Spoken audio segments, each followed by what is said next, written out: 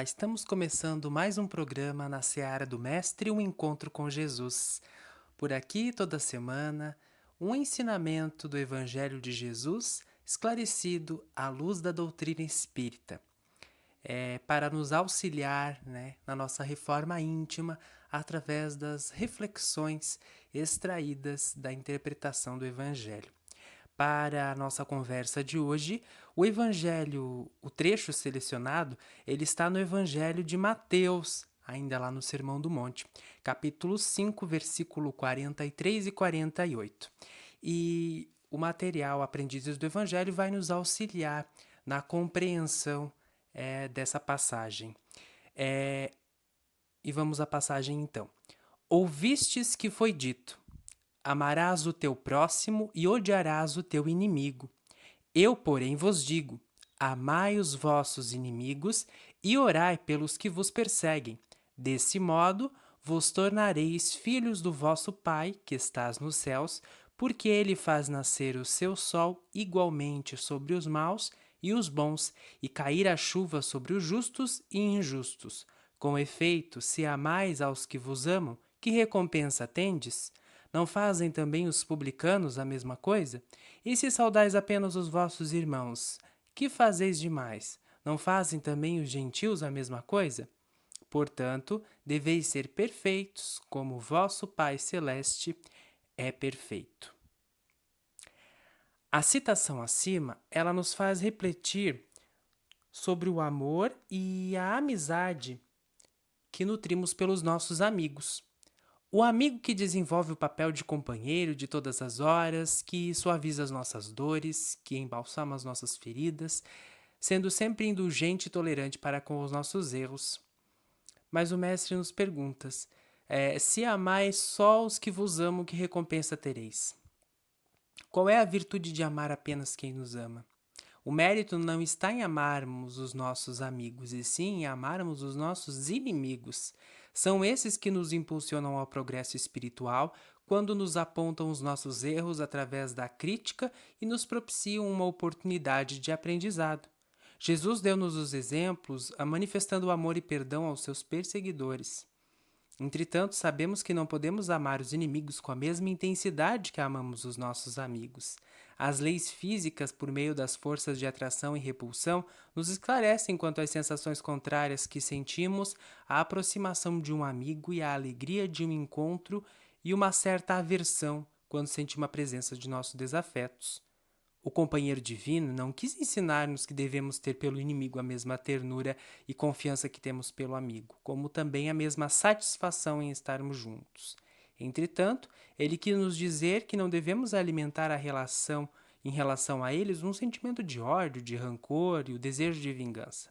Allan Kardec, lá no Evangelho segundo o Espiritismo, no capítulo 7, 12, item 3, ele esclarece o seguinte: amar os inimigos não é ter por eles uma afeição que não é natural, e sim perdoar-lhes sem segunda intenção e incondicionalmente pelo mal que nos fizeram. É não ter opor nenhum obstáculo à reconciliação e desejar-lhes o bem em vez do mal. Nós, espíritas, diante do inimigo, quando não encontramos as causas de nossos sofrimentos e animosidades nessa vida, devemos lançar o nosso olhar para o passado, para as outras existências. Façamos uma reflexão sobre a condição do planeta pela qual a nossa finalidade na Terra e, consequentemente, concluiremos que devemos aproveitar a oportunidade que o Pai nos oferece nessa existência para a realização de nossas tarefas, para a quitação das nossas dívidas, para processarmos os resgates e conquistarmos a harmonia com os nossos irmãos. A doutrina espírita nos ensina que a maldade no coração do homem é um estado transitório, que é uma decorrência do mal praticado, que à medida que galgar estágios de crescimento, aprenderá a corrigir os seus erros, operando uma mudança em si mesmo para o bem.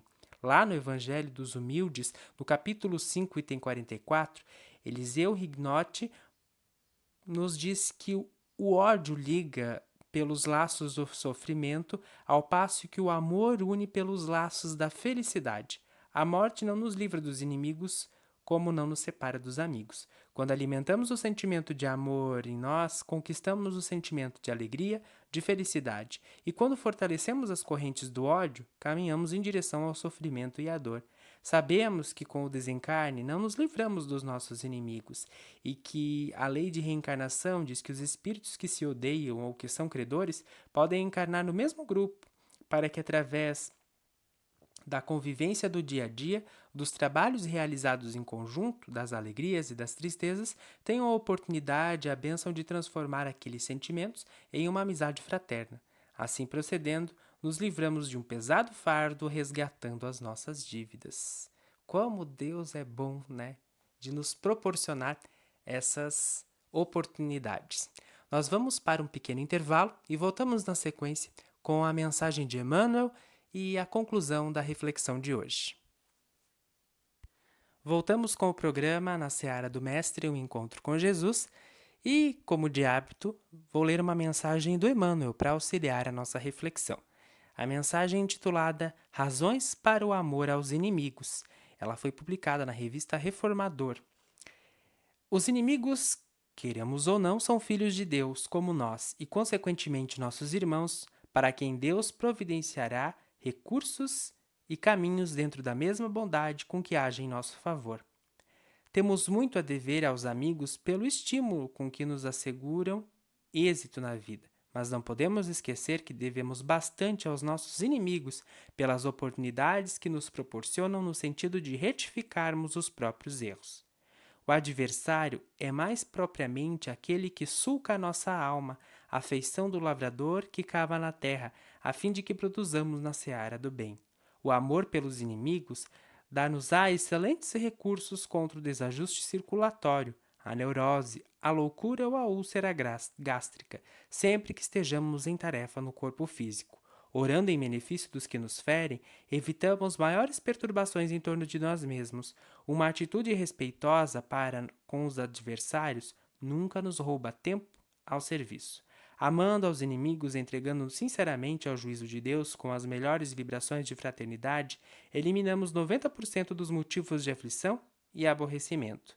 Abençoando em silêncio os que nos criticam ou golpeiam, protegemos com mais segurança os interesses do trabalho que a providência divina nos concedeu.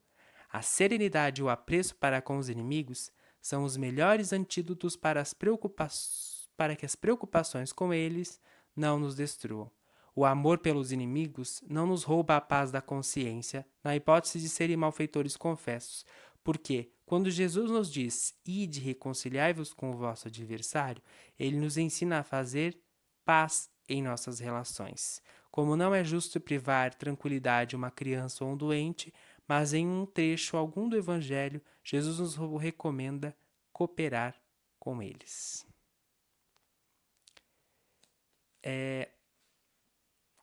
Analisando a mensagem de Emmanuel e também as reflexões extraídas do precioso ensinamento de Jesus, perdoar os nossos inimigos. Em um resumo, com auxílio de Kardec, nós não devemos ter pelos nossos inimigos a mesma afeição que a gente tem com um amigo. A gente não pode simular uma alegria ao revê-lo, né, ao encontrá-lo.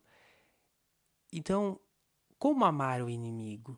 É mentalizando, em nossas orações, não desejando o mal, não alimentando dentro de nós pensamentos de vingança. Quando essa pessoa tiver a oportunidade de conquistar coisas boas, a gente ficar feliz com essas conquistas. Se ela necessitar de uma ajuda de nossa parte, que a gente consiga auxiliar. Mas para isso a gente vai ter que ir fortalecendo o perdão dentro de nós. E muitas vezes a gente não consegue perdoar o inimigo por uma ofensa ou até mesmo pedir perdão. Então que a gente consiga colocar essas intenções em nossas preces, mentalizando sempre um pedido de perdão, mentalizando sempre o perdão para alguém. E na hora certa, os laços vão se afrouxar e a oportunidade de reconciliação ela vai aparecer. E quando ela aparecer, a gente já vai estar pronto para perdoar ou para pedir perdão, porque a gente já trabalhou isso dentro de nós. Então, que a gente possa mentalizar coisas boas aos inimigos que nos ferem, que querem o nosso mal. Cada um dá aquilo que tem dentro de si. Então, se ele nos entregou lixo, que a gente consiga entregar flores, né? A gente não pode baixar ao mesmo nível. Apesar de sermos humanos, de sentirmos raiva, de nos sentirmos ofendidos, a gente tem a possibilidade de mudar o nosso comportamento. O sentimento a gente não pode mudar, mas a forma como vamos nos comportar com o acontecido, isso demonstra muito sobre a nossa evolução espiritual. Então, que nós possamos sempre refletir nas nossas ações para não ferir alguém e para não retribuir o mal com o mal, a fim de nos rebaixarmos ao mesmo nível daquela pessoa. E aí a pergunta que fica para hoje é: você já consegue perdoar? Você já consegue perdoar como Jesus ensinou? Já consegue oferecer a outra face? É uma pergunta que permeia dentro do Evangelho, né? Essa grande possibilidade de perdão. Mas se a gente se ama, se a gente cultiva o amor dentro da gente, se a gente se perdoa, se a gente entende que temos o direito de errar, automaticamente fica mais fácil a gente amar ao outro e também perdoar o outro. Eu desejo a você uma boa semana e que a paz de Jesus esteja conosco. Até o próximo programa.